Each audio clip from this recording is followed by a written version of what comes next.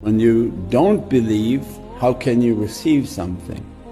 That's not faith. The whole purpose of faith is that, Ya Rabbi, I'm hearing and I'm trying my best to believe. As a result, it's an expansion of our reality. As much as we believe, as if Allah writing a reality for us.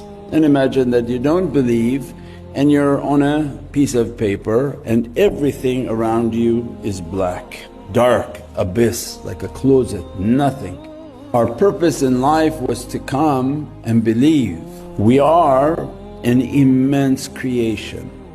As much as you believe, Allah will begin to expand your universe. It's universes within the belief of insan, because we can't imagine how big that paradise is.